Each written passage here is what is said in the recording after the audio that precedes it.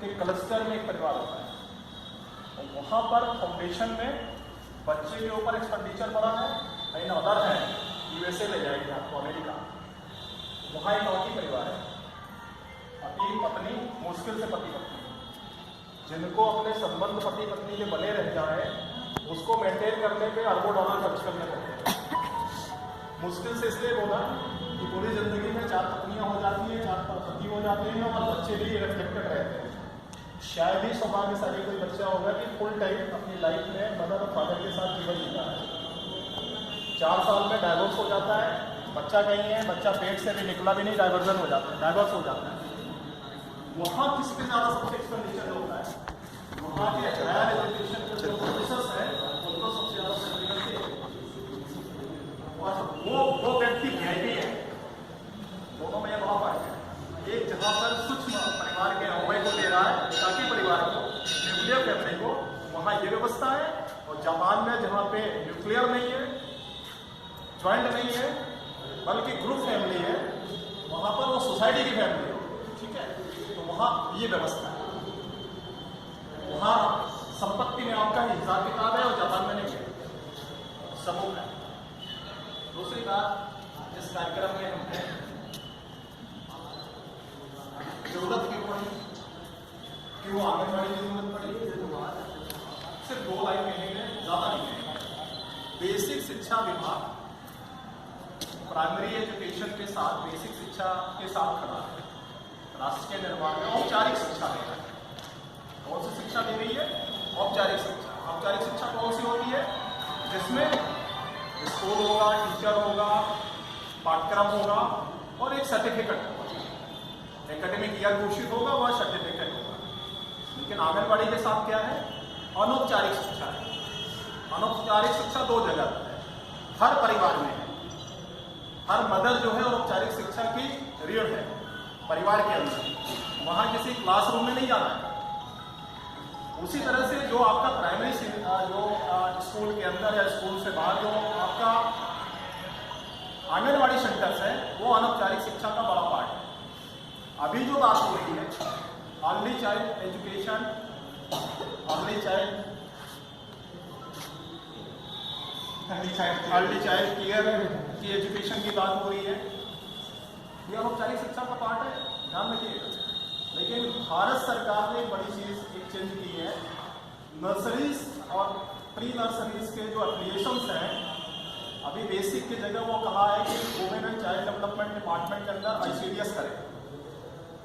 उसका government of India ने इसको रोल कर दिया है। तब जरूरत पड़ रही है कि बेसिक शिक्षा के जो औपचारिक फॉर्मेट पे अर्ली चाइल्ड केयर एजुकेशन जब हम दे रहे थे, उसी तरह का माहौल इनके पास जो एसेट है, जो अनुभव है, वो आपको सिद्ध किया जाए। बेसिक इसके जो पीछे कोर है वो ये, ठीक है, कि इनके पास जो शिक्षा का यह व्यवस्था है, जिसमें वो अगर एक लाइन में कहें तो गतिविधि करके, गतिविधि के साथ एजुकेशन देने का कोई भी प्रोसेस है, वो ECC का पार्ट है। ठीक है, ECC में हम यही करते हैं, किसी गतिविधि के साथ कोई चीज दिखाकर, किसी चीज को प्ले करके, ठीक है, हम उसको परफॉर्म करते हैं ताकि बच्चे के ऊपर उसका प्रभाव पड़े और तत्काल वो सीख जाए।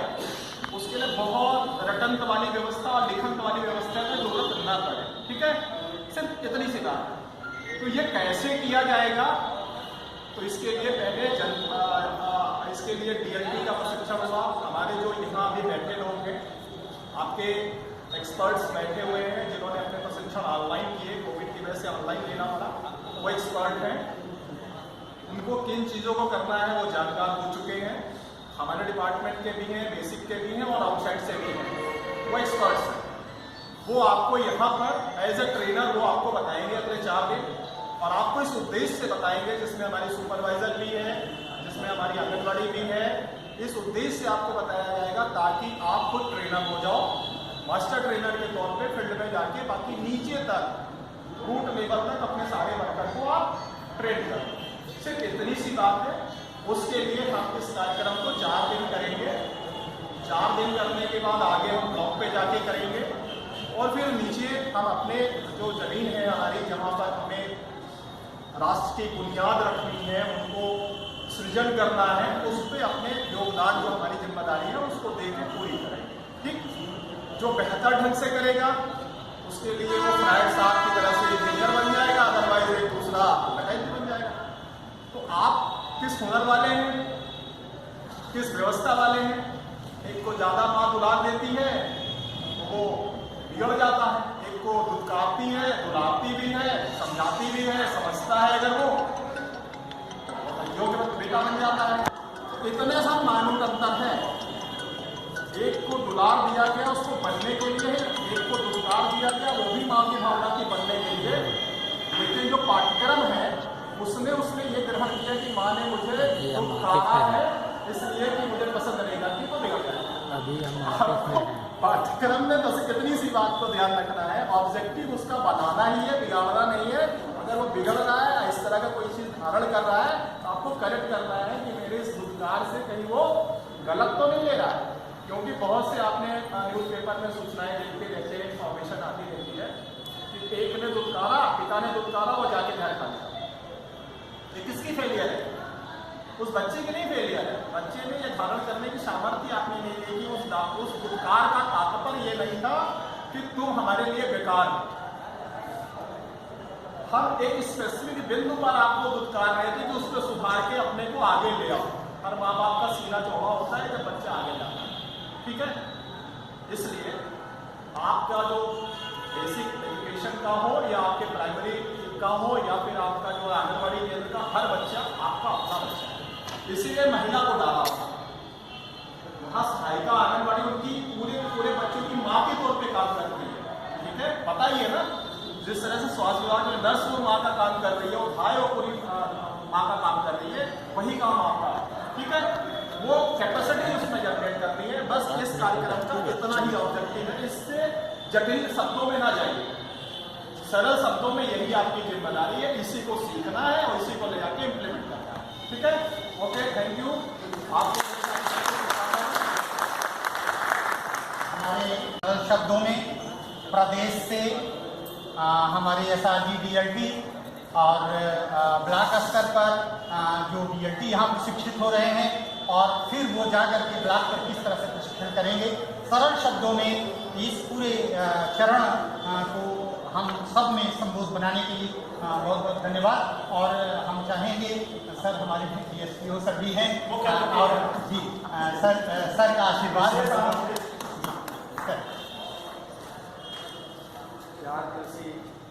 ब्लॉक स्तरीय प्रशिक्षण में उपस्थित हमारे जिला का शिवमुखियारी के पूरे मालिक प्रिंसिपल साहब, प्राचार्य, शिक्षा विभाग से उपस्थित हमारे जारीगढ़ सहायक, बाल विकास परियोजना सभी मुख्य सेविका एवं उपस्थित अन्य सहयोगी अधिकारी कर्मचारी सारे। अभी हम लोग ये जो आपका 4 दिवसीय प्रशिक्षण है इसकी मूल के लिए बताएंगे कि जो हमारे मास्टर ट्रेनर जिन्होंने इसमें प्रशिक्षण लिया है वो आपको 4 दिन प्रशिक्षित करें। प्रशिक्षित का उद्देश्य केवल यही है कि जो हमारे छोटे बच्चे हैं उनका राष्ट्र के निर्माण के लिए क्या योगदान हम किसमें देंगे, वो उनको प्राथमिक एजुकेशन जो हम लोग देंगे उस पर ये सारी चीज़ें हैं। जैसे ये आपका है ECCP, अगर ECC प्रशिक्षण जैसे ही आप पूछेंगे तैसे ही में दूसरे के मन में जिज्ञासा आएगी भाई ECC का पूरा क्या नाम, तो अर्ली चाइल्ड केयर एजुकेशन, ये सबके दिमाग पर आना चाहिए और नहीं है तो आप लोग लिख लीजिए। इसलिए जैसे आप ECC कहेंगे तुरंत पूछेगा कि सर इसका क्या पूरा नाम, तो आपको ये पूरा नाम जानना चाहिए। आप देखिए यहाँ आप लोग प्राथमिक शिक्षा की बात कर रहे हैं, आप 0 से 3 और 3 से 6 ये दोनों बच्चों का निर्माण का कार्य आप ही लोगों की जिम्मेदारी होती है जो नीचे तक आप दे रहे हैं। उसके लिए बहुत से आप खाद्यान्न से लेकर के आपका बहुत चीज़ें आ गई हैं जो आप उनको करते रहते हैं। अब 3 से 6 में देखिए आपके इक्विवेलेंट कोऑर्डिनेशन के अनुसार एक एजुकेशन आपके सेकेंडरी की खड़ी है क्या, जो इंग्लिश मीडियम के नर्सरी स्कूल खुले हुए हैं वो 3.5 वर्ष से बच्चों को अपने यहाँ लेते हैं जिनका नाम उन्होंने रखा कक्षा ले गए। और हमारे यहाँ क्या है कि जो 3 से 6 वर्ष के बच्चों को अगर कुछ शिक्षा देना है तो उसके जनक आप लोग, अगर आप लोग उस बच्चे को उनके इक्विवेलेंट आप पढ़ाएंगे, उनके इक्विवेलेंट बनाएंगे, क्योंकि उनके यहाँ भी है कि कक्षा 1 में जो बच्चा जाएगा उसकी उम्र 6 वर्ष होगी। और यही व्यवस्था हमारे प्राइमरी एजुकेशन में भी है कि जो बच्चा कक्षा 1 में एडमिशन लेगा उसकी उम्र 6 वर्ष होगी। तो आप जो 3 वर्ष से आप शुरू करते हैं दोनों लोगों का इक्विवेलेंट। अब आप सोचिए कि आप उस स्कूल से और अपने स्कूल से अगर आप तुलना करेंगे तो आप कहाँ पाते हैं। इसी का भेदभाव समाप्त करने के लिए आप लोगों को ये 4 दिवसीय प्रशिक्षण, मेरे ख्याल से गवर्नमेंट का उद्देश्य यही है कि इसमें आपको यही चीज़ दिखाया जाएगा कि जिससे आप अपने बच्चों को वहाँ तक ले जाएं। आप देखिए बच्चों को हम लोग शिक्षा, जैसे राष्ट्र के निर्माण की बात हम लोग करते हैं, जैसे अभी आपने बताया बहुत अच्छा लगा कि देखिए नर्सरी तैयार करने में हम लोग प्लांटेशन ट्री को काट के भी लगाते हैं, क्या क्या नहीं करते हैं वो करते हैं। इसी प्रकार से बच्चों की शिक्षा के लिए जो छोटा बच्चा है उसके लिए भी हमको यही नर्सरी तैयार करना है कि हमारा बच्चा कम से कम अच्छा हो और दिशाविहीन न हो। और दिशाविहीन न होने के कारण हम लोगों ने बीच में इसके पहले औपचारिक अनौपचारिक, अभी उसका भी मैं आपको परिभाषा बताऊँगा। औपचारिक अनौपचारिक उसके पहले मैं आ जाऊँगा कि स्कूल चलो अभियान। इसके पहले भी हम लोगों का प्राथमिक में स्कूल चलो अभियान का उद्देश्य केवल यही था कि कोई भी बच्चा अगर एजुकेशन नहीं पाएगा तो राष्ट्र के निर्माण में वो उसका योगदान पॉजिटिव ना होकर के निगेटिव जा सकता है। भाई नहीं पढ़ेगा दूसरे दिशा में, जैसे साहब ने भी एक बात कहा, अगर माँ ने उसको दुलारा तो अच्छा हो गया और कुछ कारण कहा अच्छा माँ हमको नहीं करती है तो इधर उधर भटकता रहता है। तो ये स्कूल चलो अभियान का उद्देश्य केवल ये था कि अगर कोई बच्चा हमारा अशिक्षित हुआ तो अनावश्यक रूप से किसी गलत कार्य को अंजाम देने की दिशा में वो अग्रसर होगा। तो इसलिए सारे बच्चों को कहा गया कि एजुकेशन जरूरी है, एजुकेशन से ही राष्ट्र का निर्माण होगा और सभ्य समाज, जो सिविल नागरिक की बात हम लोग करते हैं, सभ्य समाज का निर्माण हमारा होगा। आप जैसे औपचारिक और अनौपचारिक शिक्षा, बस 2 विभेद जानिए, औपचारिक और अनौपचारिक। औपचारिक शिक्षा में जिसमें लिखित है, एथेंटिक है, जैसे आप एक पास हुआ तो आपने मार्कशीट दिया, लेकिन 3 से जो 6 वर्ष में आप जो एजुकेशन दे रहे हैं उसमें आप मार्कशीट नहीं दे रहे, उसमें आप अनौपचारिक शिक्षा दे रहे हैं, उसका निर्माण कर रहे हैं, लेकिन आपने उसको कोई लिखित प्रमाण पत्र नहीं दिया कि बच्चा इतना काबिल है, आपने अनौपचारिक शिक्षा दिया। जिसका लिखित प्रमाण नहीं है वो अनौपचारिक शिक्षा, जिसका लिखित प्रमाण है वो औपचारिक शिक्षा। अब आप कहिए कि जो आपके इक्विवेलेंट खड़े हैं मांटेसरी के बच्चे, उनके यहाँ जब वो 3.5 साल में लर्निंग में जाता है, फिर इसके बाद जो है LKG UKG उसका प्रमाण पत्र वो देते हैं, LKG और UKG। अब KG शब्द कहाँ से आ गया? किंडरगार्टन, ये जर्मनी से बताया जाता है। जर्मनी से जो बच्चे पेड़ के नीचे वो लोग पढ़ाते रहते थे, उन्होंने उसका नाम KG दिया, किंडरगार्टन। यह राजा का बगीचा है माने जिसमें कुछ नहीं रहता था, ऐसे ही बच्चों को पढ़ाते थे, इसका जन्म। नर्सरी का भी जन्म अगर आप जानना चाहेंगे तो नर्सरी का भी जन्म था कि नर्सरी नाम की जो लेडी थी, तो ये सब अंग्रेज से आया है, लेडी से। अगर कहीं हमारे दिक्कत होगी आप लोग देखिएगा। नर्सरी सब इसलिए आया कि नर्सरी में वो जो नर्स होती थी, वो जो बच्चों की सेवा करती थी, उनके नाक बहना, अगर उसको टॉयलेट लगा है, शू लगा है, उसके कपड़े हटाना, ये सब वो सेवा करती थी। उस नर्स से नर्सरी का जन्म हुआ, तो नर्सरी स्कूल का जन्म। अब हमारे यहाँ क्योंकि सरकारी और प्राइवेट में 2 अंतर चल रहा है। यहाँ भी आप देख रहे हैं हमारे पास 4 बोर्ड चल रहे हैं। एक तो आपका यूपी बोर्ड है, एक मदरसा बोर्ड है, एक CBSE बोर्ड है, एक ISC बोर्ड है। तो 4 बोर्ड हमारे यहाँ चल रहा है। भाई इतने बोर्ड की कोई आवश्यकता है? एजुकेशन तो एक ही है ना। तो उसी एजुकेशन के तर्ज पर हम लोग इसको अपने में सुधारने का प्रयास कर रहे हैं। और मैं यही चाहूँगा, आप लोगों से अनुरोध करूँगा अच्छे से आप यहाँ पर प्रशिक्षण लें और इस प्रशिक्षण की सार्थकता आप अपने डाउन लाइन साबित करें। यही शुभकामना के साथ जो है आप प्रशिक्षण हमारे DSPO तक हो कि इन्होंने शिशु के मनोविज्ञान को हमारे सामने रखा नर्सरी किंडरगार्टन जैसे दुर्लभ तथ्यों से हमें अवगत कराया।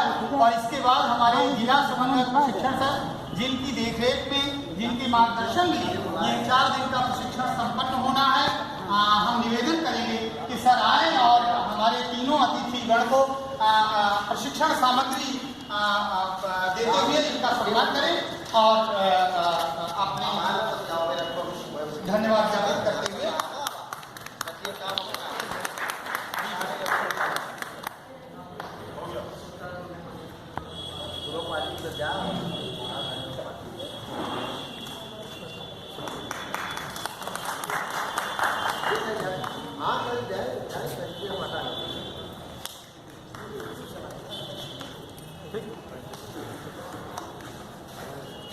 चला जाए भाई, कोई जिज्ञासा? अगर हम लोग हैं, अगर आपको कुछ पूछना पूछे, चाहे जिस कारण में पूछना चाहे, बच्चे ऐसा बता रहे हैं। ठीक है, बाकी आप लोग कर लीजिएगा।